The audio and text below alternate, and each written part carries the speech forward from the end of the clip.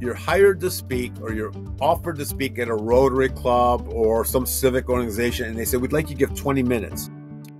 So they say you're on the schedule at 8:30 for 20 minutes. But the president of the association keeps talking and talking and talking, and it goes in beyond 8:30. What do you do as a speaker? As a speaker, you have to cut your speech to end when you would normally end your 20-minute speech. So you have to be able on the spot, take out material, because you're not allowed to go 20 minutes if they're delayed. If they're delayed you speaking, because that's not what they hired you for. They hired you to stay within this block. Now, you would think that's selfish. They should give you the 20 minutes. That's not always the case. So here's two things you have to do. One is you have to be careful when you're making those speeches that you can change that 20 minutes to 15 minutes and be able to take something out with it seeming like you didn't take anything out. That's why rehearsing is important. Now, let's say the opposite happens. You're given your 20 minutes, but you're really preparing a 15-minute speech because you're relying on some questions. That's why we say 20 minutes. Well, let's say you give your 15 minutes and you say, no, are there any questions? And thank God Christopher answered one, but what do you do when no one asks a question? Now, you may think, wow, what am I going to do? I got 5 minutes here. I don't know what to do. Many people are embarrassed to admit that they have a question. Particularly, they don't want to be the first one to raise their hand because everybody in the audience may be judging them and saying, well, they didn't know that.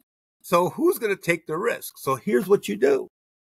You come up with 3 or 4 questions that you want to use to add more content. For example, I'm done. I said, are there any questions? No hands go up. Well, seeing that there's no question, let me tell you some of the most frequent questions I get asked. Many people have often asked me such and such. And then I give some answer to the question. Now, at this point, typically, you'll get someone gutsy enough to raise their hand. But if not, just say, well, let me share another one. I happen to get this question also often. Now, the positioning of those questions are for you to add more substance to your content, but it also is a seductive way of getting people to humanize you, and that you're comfortable with the questions and you're comfortable with them asking questions. And 2 things could happen. One, they could ask you the question, or better yet, that's great. But better yet is those are the people that will come up to you after the session and ask you for your business card or want to ask you a question personally. And those are the people that are prospects for your services, your company, or your product. So there's a benefit, but you got to be prepared. Remember the thing I said in the very beginning, practice, practice, practice. You have to have those questions. Now, where do you get those questions? Some of them you could create yourself. But over the years, what I have found is, what are the questions that I typically do get people who muster up the courage to ask during one of my presentations. And I record those. I write those right after the session. I'll get my notebook and I'll write those questions down because I want to learn those questions for the future in case there isn't a question asked, particularly if it's an exceptional question. Sometimes they ask you questions that you think, oh my God, that's a brilliant question. And I'd like to look into that more or use it as another learning thing. I was asked this question. And quite frankly, at the time I was asked it, I didn't know the answer. But I have since learned. So let me share with you the answer I found to this question that I didn't know before. Now it shows you're humanized even more because now you're not afraid to say, I'm not above learning. Everything's modeling, positioning you as an expert that's not afraid to learn, an expert who's willing to share, and an expert that really knows. Those are key things because the first thing I said in the beginning, consumers today are highly educated.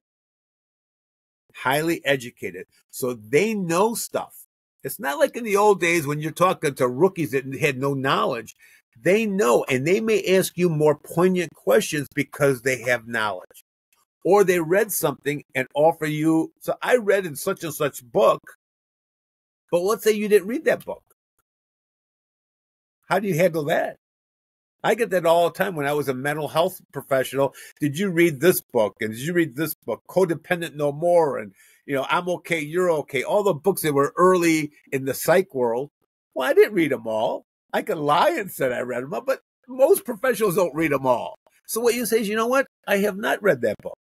And quite frankly, there are a lot that I haven't read. But what I have known is my experiences and the training that I had that developed my expertise.